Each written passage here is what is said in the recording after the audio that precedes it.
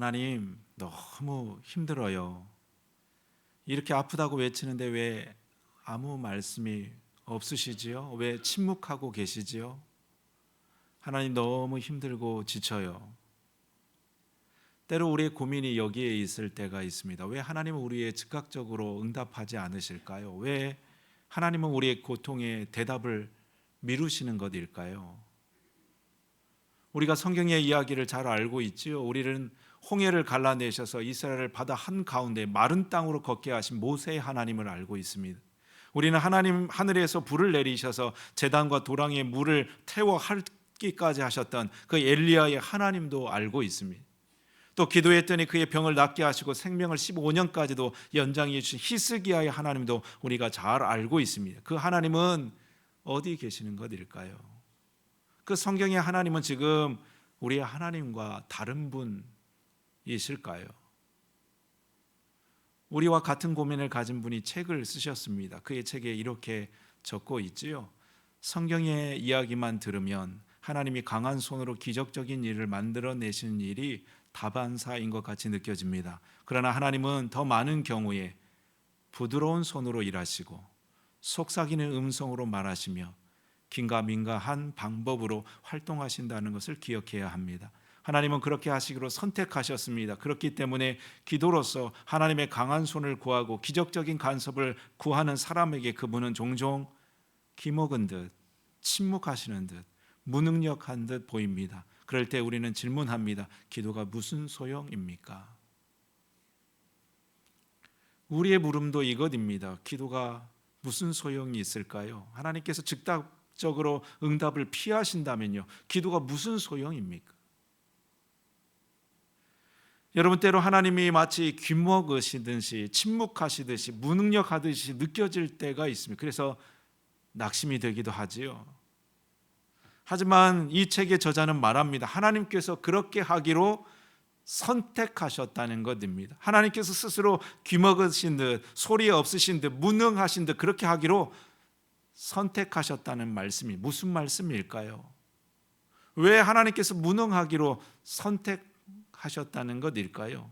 그 답을 요한계시록 3장 말씀에서 우리가 찾아볼 수 있습니다.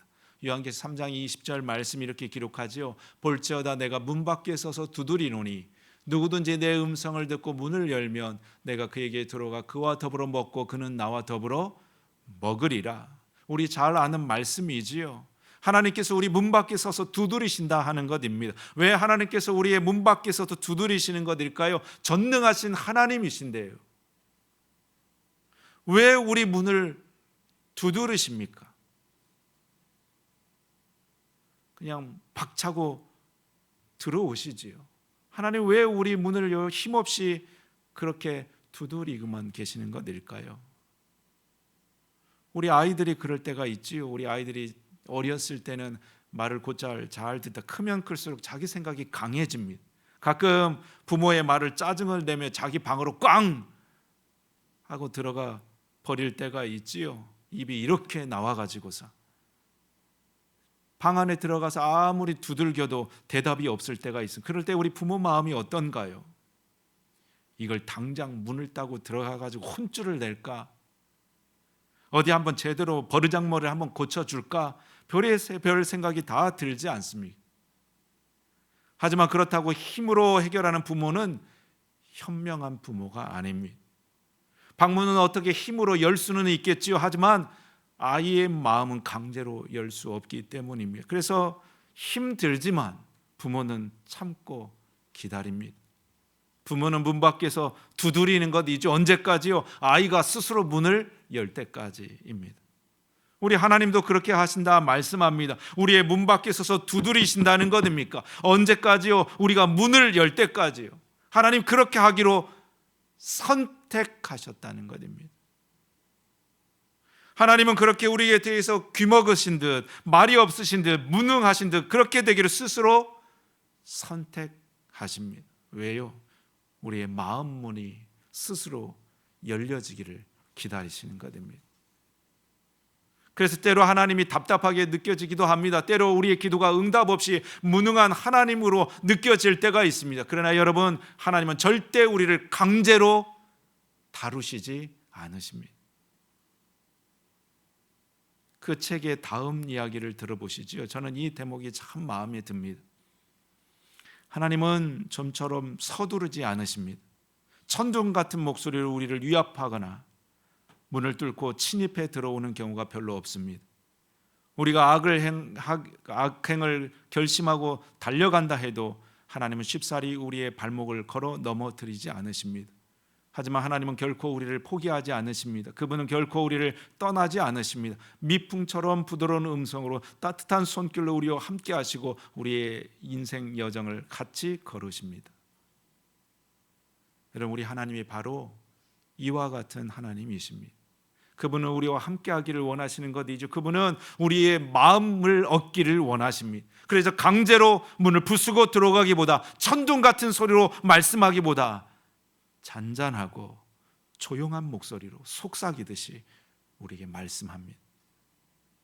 하나님께서 우리의 문을 두드리시는 이유가 여기에 있습니다. 속삭이는 소리만큼 사람의 문을 열 수 있는 소리가 없기 때문입니다. 속삭이려면 더 가까이 다가가야 합니다. 한 젊은 사람이 있었습니다. 그가 갑자기 직장을 잃는 바람에 큰 공경에 빠지게 되어졌죠. 그래서 하나님께 매달려서 기도했습니다. 이 위기에서 빨리 벗어나게 해달라고 하나님 앞에 힘써 간구했습니다. 하지만 긴 기도에도 불구하고 하나님 아무 응답이 없으셨습니다. 고민 끝에 그가 목사님을 찾아갔죠. 목사님, 저는 하나님께서 제게 도움이 될 만한 한 말씀이라도 좀 들려주시기를 그렇게 해주실 줄로 알았습니다. 근데 왜 하나님께서 저에게 아무 대답이 없으신 거죠? 격양된 목소리로 목사님 앞에 물어보았습니다. 그런데 저 건너편에 멀찌감히 있던 목사님, 무엇인가 그에게 답변을 하는데 소리가 너무 작아가지고 들리지 않는 것입니다. 목사님, 뭐라고요? 근데 목사님은 더 작은 소리로 그에게 대답했습니다. 답답한 이 젊은이가 참다 못해가지고 목사님 가까이 가게 되었죠. 그리고 목사님께 귀를 바짝 대고 말했습니다. 목사님, 뭐라고요? 뭐라고 했는지 통 알아들을 수가 없어요. 그때서야 목사님이 말했습니다. 때로 하나님께서도 이렇게 아주 작은 소리로 속삭이시거든. 그래서 그분의 말씀을 알아들으려면 그분께 더 가까이, 아주 가까이 다가가야 되지. 그제서야 이 젊은이는 목사님의 말하는 뜻을 알게 되어졌습니다.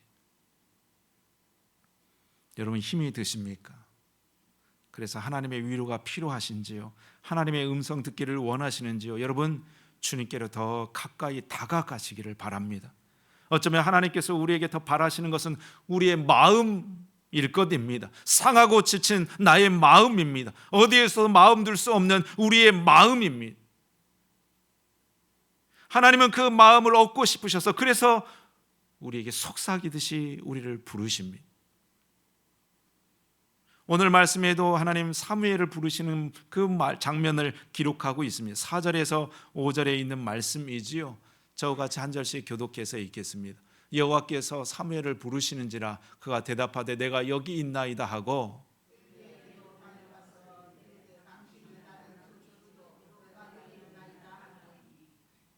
어린 사무엘은 엘리야가 그를 부르는 줄 알고 그에게 달려갔습니다. 사무엘이 아직 하나님의 음성을 알지 못했기 때문이지요. 이 일이 3번 반복되어졌다. 오늘 말씀은 기록하고 있습니다. 그러자 경험 많은 엘리가 사무엘에게 하나님의 소리를 듣는 방법을 알려주는 것이지요. 9절 말씀 우리 한번 같이 읽도록 하겠습니다. 엘리가 사무엘에게 이르되 가서 누웠다가 그가 너를 부르시거든 내게 말하기를 여호와여 말씀하옵소서 주의 종이 듣겠나이다 하라 하니 이에 사무엘이 가서 자기 처소에 누우니라. 여러분, 하나님은 왜 사무엘에게 속삭이듯이 부르셨을까요? 왜 우레와 같이 위험 있는 소리가 아니라 간밤에 들릴 듯 말 듯 희미한 음성으로 그를 부르셨을까요? 하나님은 어린 사무엘을 부르셨기 때문입니다. 어린 꽃잎과 같이 여린 사무엘의 마음을 하나님은 아셨기 때문입니다. 사무엘은 젖될 무렵 제사장 엘리에게 보내졌지요. 그때 나이가 대략 3살 무렵입니다. 그 나이에 얼마 어머의 품이 그리울 그 나이입니까? 엄마에게 응성 부려야 할 나이, 한참 엄마 품속에서 엄마의 살을 비비며 그 사랑을 먹고 자라야 할 나이에 엄마를 빼앗기고 말았습니다. 그 어린아이가 받을 충격이 얼마나 컸을까요? 그 어린아이가 얼마나 엄마가 그리워서 밤마다 몸부림쳤을까요? 하나님은 이 아이의 마음을 잘 아셨습니다. 그래서 하나님은 속삭이셨습니다. 상처받은 아이만 들을 수 있는 소리가 있기 때문입니다. 그리움에 사무친 아이만 들을 수 있는 음성이 있었기 때문입니다. 하나님은 그 음성으로 그에게 다가가셨습니다. 그 속삭임만이 그 여린 아이의 마음을 위로하고, 그 속삭임만이 그 마음을 치유하고 그 어린 심령을 열 수 있었기 때문입니다. 여러분, 우리도 고통스러운지요? 여러분도 하나님의 위로가 필요하신지요? 여러분, 주님의 작은 소리에 귀 기울이시기를 바랍니다. 나의 상처와 아픔을 가짐고 그분께로 더 가까이 나아가십시오. 내 한숨과 울음소리를 가지고 그분의 속삭임에 귀 기울여 보시기를 바랍니다. 여러분, 상처받은 자만이 들을 수 있는 소리가 있습니다. 고통해하는 자만이 들을 수 있는 음성이 있습니다. 그것은 결코 배부른 사람은 들을 수 없는 소리이지요, 부족할 것이 없는 이는 결코 들을 수 없는 소리입니다. 엘리 제사장이 그랬습니다. 그는 비대하고 우둔했습니다. 그는 넘쳤지요. 부족할 것이 없었습니다. 그래서 그는 하나님의 소리를 듣지 못했습니다. 하나님의 소리는 그와 같은 것입니다. 그 소리는 절박한 이들이, 갈급하고 가난한 이들이 들을 수 있는 소리이기 때문입니다. 오늘 9절 중반 말씀에 이렇게 기록하고 있지요. 엘리의 말입니다. 그가 너를 부르거든 내가 말하기를 여호와여 말씀하옵소서 주의 종이 듣겠나이다 하라 하니. 우리도 이 대답으로 하나님 앞에 서게 되기를 원합니다. 하나님, 내게 말씀해 주십시오. 제가 듣겠습니다. 이 마음에 하나님 하늘의 음성을 들려주실 줄로 믿습니다.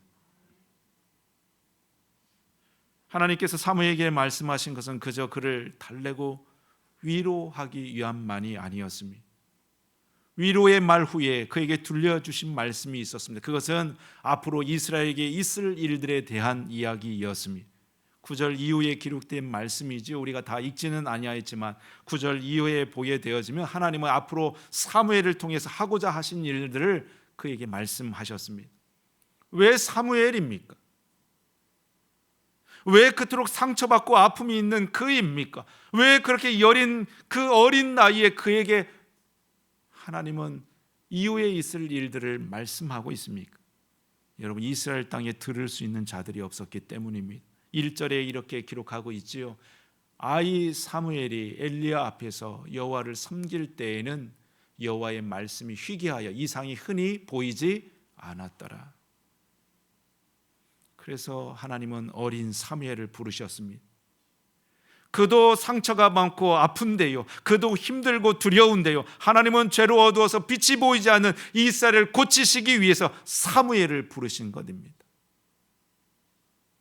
여러분, 우리도 나에게도 찾아오고 말씀하시는 그 하나님의 더 큰 음성을 듣게 되기를 원합니다.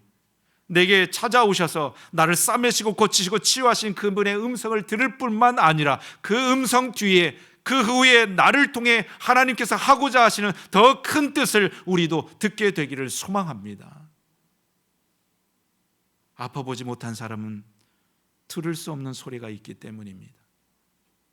빼앗겨 보지 못한 사람은 들을 수 없는 음성이 있기 때문입니다.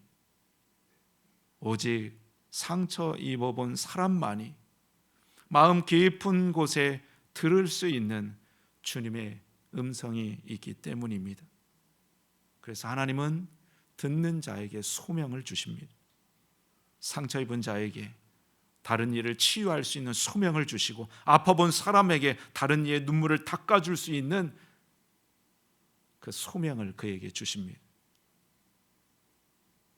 우리가 그 찬송을 불렀지요. 저 장미꽃 위에 있을 아직 맺혀 있는 그때에 귀에 은은히 소리 들리니 주 음성 분명하다. 3절 말씀 또 이렇게 기록합니다. 밤 깊도록 동산 안에 주와 함께 있으려 하나 괴로운 세상에 할 일 많아서 날 가라 명하신다. 주님 나와 동행하면서 나를 친구 삼으셨네. 우리 서로 받은 그 기쁨은 알 사람이 없도다. 우리는 밤 깊도록 주님하고만 있고 싶은데요, 거기에서 내 상처가 치유되고 내 아픔이 위로받고 주님이 눈물 닦아주시고 더 이상 고통 없고 아픔 없이 그렇게 주님하고만 함께 있고 싶은데요, 그런데 주님은 말씀하시는 것이지요.